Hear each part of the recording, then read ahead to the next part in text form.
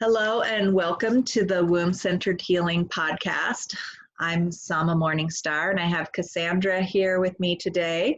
Cassandra is a naturopath and I got to meet Cassandra in a podcast guest speaking group that I'm involved in. She said that she was a naturopath focusing on women's reproductive health and wanted to be a guest on our podcasts. And I said, me, come join us on the Womb-Centered Healing Podcast. So thank you, Cassandra, for joining us. And you have, I'm sure, a rich wealth of information to share with us. But I'd love for you to start out by simply introducing yourself a little bit more in detail, sharing about your background, how you got into becoming a naturopathic doctor, and how you perhaps maybe some personal stories about why women's reproductive health has become such a central focus of your practice. Yes, thank you so much for having me here on the podcast. So my name is Cassandra Wilder, and I am a naturopathic doctor. And as you said, I have a specialty in women's health, but specifically in menstrual cycle regulation. Mm-hmm. And so I've been in practice for the last 3 years and initially didn't come into naturopathic medicine really intending on focusing on women's cycles. In fact, I was more interested in glandular health, thyroid, gut health. However, I continued to see over and over again that women had this deep disconnect from their cycles, which caused them to have issues throughout their entire bodies. And so I started to realize that I really needed to focus in on the hormonal aspects of health to really be able to serve these patients and clients. Before I did any of this, I created the brand Goddess Ceremony. And so we lead sacred women's retreats and trainings all over the world. So I was already really immersed in the sacred side of all of this, the aspects of the womb and the cervix and the yoni and how to support this tri-goddess energy that lives within the feminine. And so it became a really cool opportunity for me to bridge these two worlds. We tend to think of the spiritual as this fluffy stuff, and we tend to think of science as this really rigid area. And really, there's such a beautiful melting pot that occurs when we bring them together, and we see that there's really a lot more similarities than differences. Mm-hmm. So over the last couple of years, my focus has come into women's health, cycle regulation, and helping women heal their womb so that they can experience what it really means to be connected to the divine feminine. Beautiful. And I imagine that you have some personal experiences that lit up your interest in all of this from the get-go. I'd be curious to hear more about that. Yes.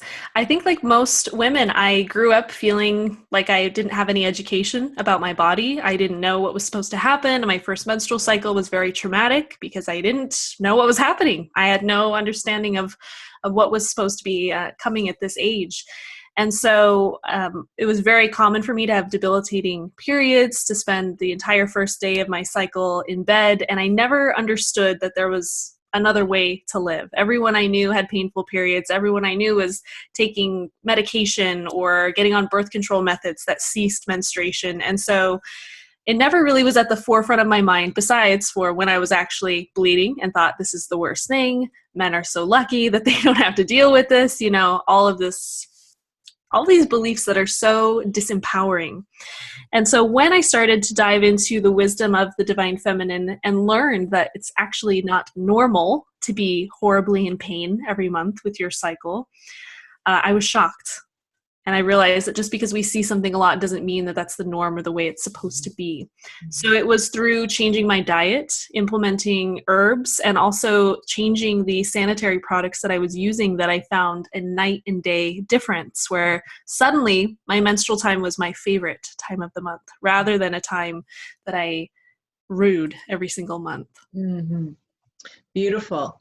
And so was that the main motivation, menstrual pain and getting in touch with your feminine power, that motivated you to get into the sacred feminine practices to begin with? Or did you have some kind of a mentor or introduction aside from that, and then the menstrual aspect was an added benefit? It's a great question. They really happened simultaneously. I was in Guatemala studying sacred women circles for the first time, and that was where I was introduced to some of the herbal medicine and menstrual cups. And so it's funny, they happened separate of one another, and yet of course, there's no coincidence. It was meant to happen that I needed this safe space to be able to explore my femininity. And then I was ready to be open to new ideas that would help me heal my cycle. There must have been something that motivated you to go to Guatemala in the first place to study feminine sacred circles. What was that? Yes. Well, I didn't go to Guatemala to study circles because I truly went to Guatemala on a whim, on an intuitive desire. Uh-huh. And so once I was there, I saw a little handwritten poster on the side of a building in the middle of the jungle that said a sacred women's circle. And I remember feeling really curious, but also very hesitant because I never had healthy relationships with other women. I had my own beliefs about what that would look like. And yet my intuition was really speaking to me, guiding me, pushing me to go. And of course, that one circle changed the trajectory of my entire life. Yeah. And was this a circle put on by the indigenous people of Guatemala, the indigenous women, or was this a different population that was hosting this circle in Guatemala that you went to? Yeah, that's a good question. It was a beautiful woman who actually was from Cyprus, and she had studied with the Mayan women for a number of years. And so she was blending the two and really created this powerful container for indigenous women and women from all over the world to gather together. So it was a very unique, beautiful, respectful way to blend these worlds. Ah, okay. So there were indigenous women in the circle, and then there were international women visiting there in the circle as well. Yes. Cool. Excellent. Yeah. So wonderful. So this started a whole new trajectory for your life, and then that has woven into your studies to become a naturopathic doctor. Was this before you had studied to become a naturopath? Yes. At this point, I had just done my undergrad in health and nutrition, but I had no path forward. I didn't know what the next step would be because I certainly didn't believe in the type of schooling I had been immersed in, which was, the food guide pyramid and you can't heal chronic diseases. And it was very, very limiting. And so I knew that there was no path forward for me in that way. And so it wasn't until I got back to the United States from my travels that I decided it's time for me to take this to the next level, to really be able to serve others. And to do that, I need to get my doctorate.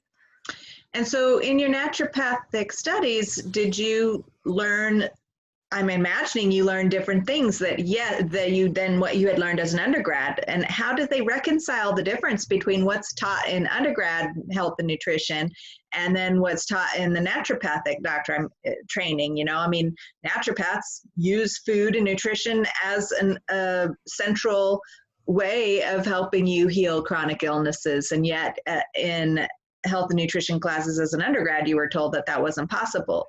How is that reconciled?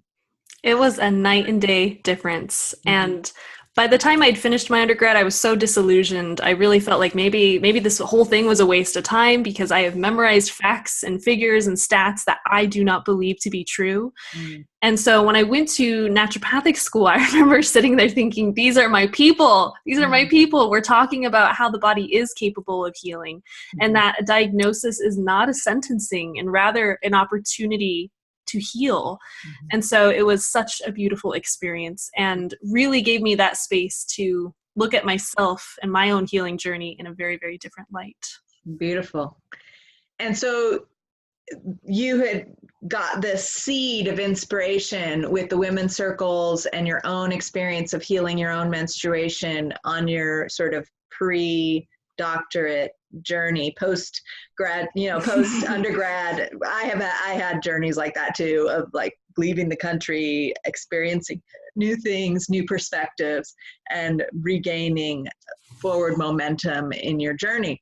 And so you subsequently studied to become a naturopath, found your people, and began your practice with this focus of how to help other women also come to a better understanding of their menstrual cycle, a healthier way of being, a healthier way of nourishing ourselves, and regulating our hormonal cycles and optimizing our reproductive health and our feminine empowerment, and all of this combined with the spirituality of the women's circles, which is lovely. And so I'm curious what the next part is of what the main course of what you want to share with us today of like, what do you find yourself talking to your clients about most frequently of how to regulate their hormonal patterns and come to a healthier way of being with their menstrual cycle? Yes. So I've got 5 recommendations here to share with everyone to help connect you to your womb, to help you heal your menstrual cycle, and to help you reconnect to your intuition, because it is all hand in hand. You can't do one without the other. So my first recommendation is to nourish the womb with herbal medicine. And I'm sure you talk a lot about this. They are such a beautiful blend, and our bodies were meant to work with herbs. Our bodies know exactly how to work with the cell receptors in herbal medicine. My 2 favorites are red raspberry leaf and motherwort. They're 2 very gentle herbs, ones that are great for the vast majority of all women. And what these do is gently rebalance the hormones, tonify the uterus, flood the body with iron, which is something that we need, especially if we are still menstruating. And they're also going to help us regulate our hormones. And so we're going to see less of the quote stereotypical symptoms of menstruation or menopause or anything where we see hot flashes or PMS or food cravings. All of that is a symptom of a hormonal imbalance. So really addressing your health through herbal wisdom and allowing it to become part of your ritual, to make this something that you really look forward to, where it is out of an act of love rather than obligation each day. Beautiful. Yeah. And then two of my favorite ingredients in my herbal blends. They're the best. They're the best. Yes. In fact, I have an empty jar right here that used to be full of red raspberry leaf. I just added to an herbal blend that I made for my biomystical womb apprentices. Oh, perfect. Right here. The best. Yes.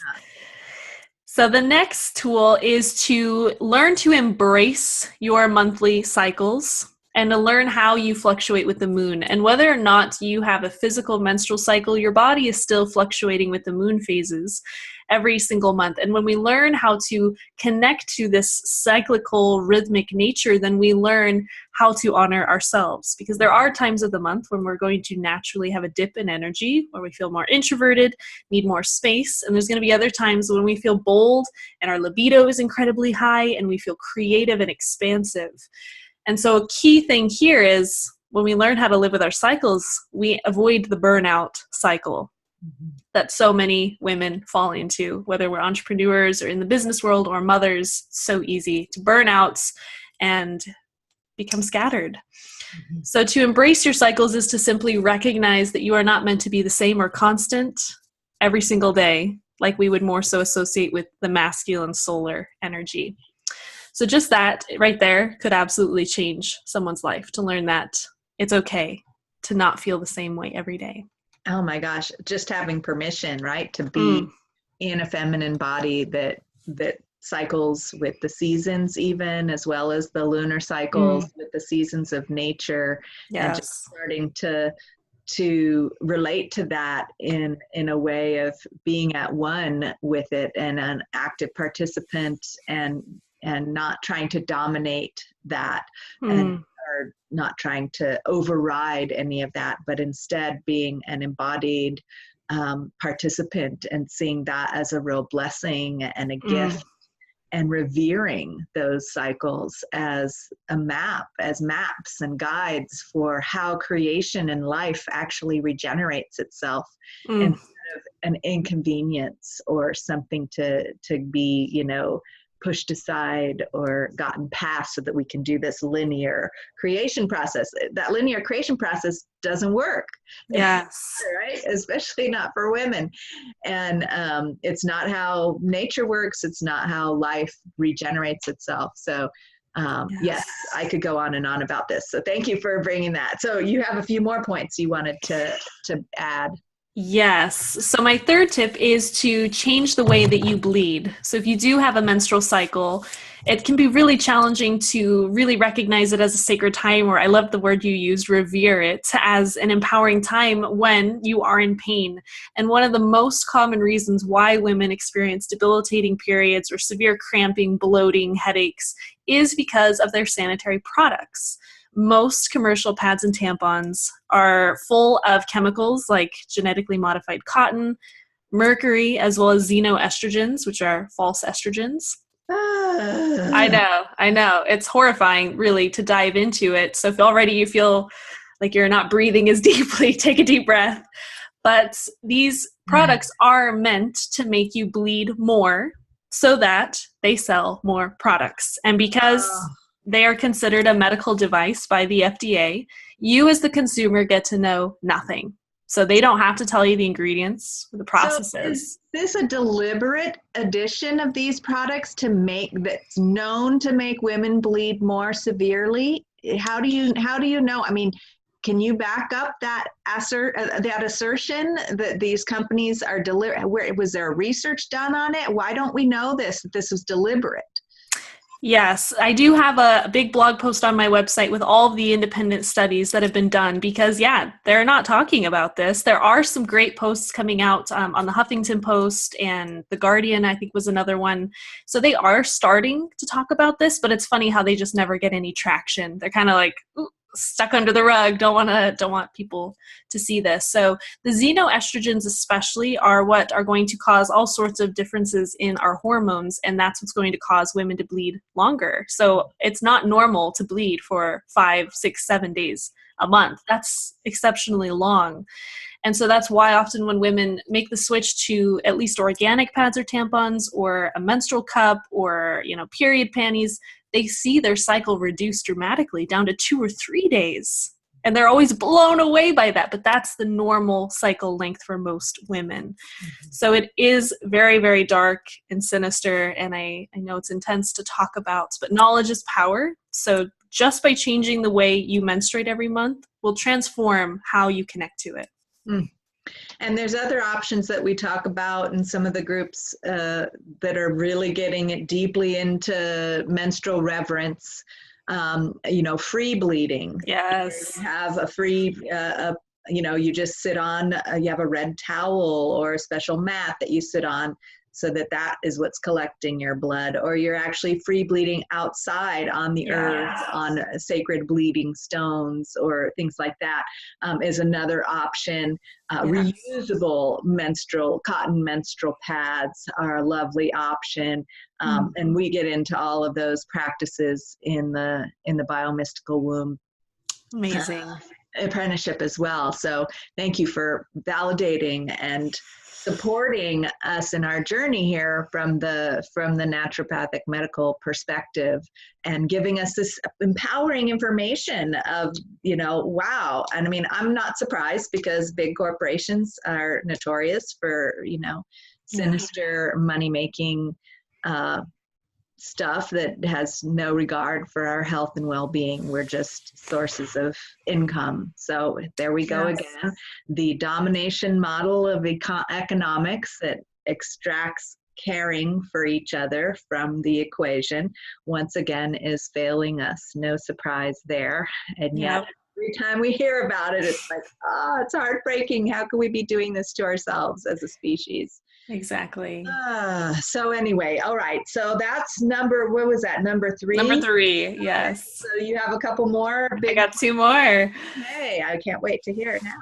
So the 4th one is to implement vaginal steaming. And before this call, we touched on steaming and we're both super passionate about it. And this is going to help you regulate your cycles, rebalance your pH, increase your fertility, really just do wonders to nourish, again, the womb, the cervix, and the yoni.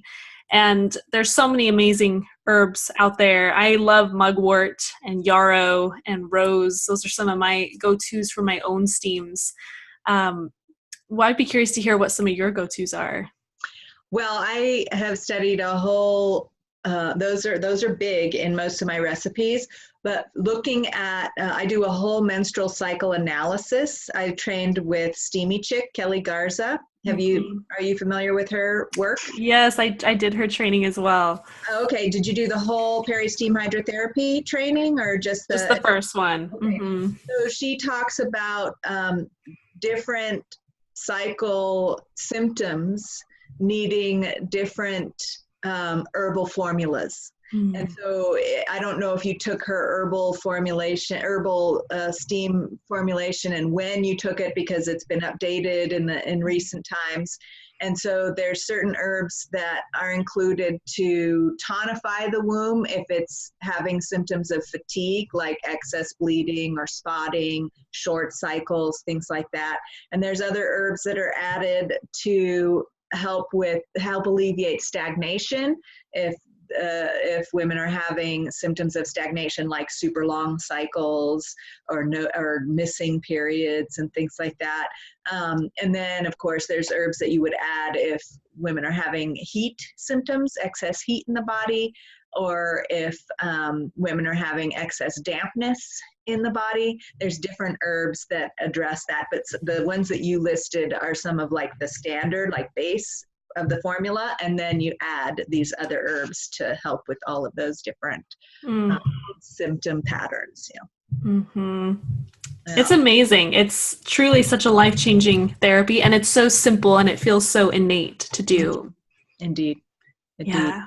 And I'm so glad to have met you and be able to share your blog posts about vaginal steaming and things like that to counteract some of the naysayers out there that are really promoting misinformation and suppressive ideas about vaginal steaming in really surprising ways. Like, I just made a blog post recently about one of my mentors who came out with this blog post against one of my herbal mentors, against vaginal steaming. And it's like, what?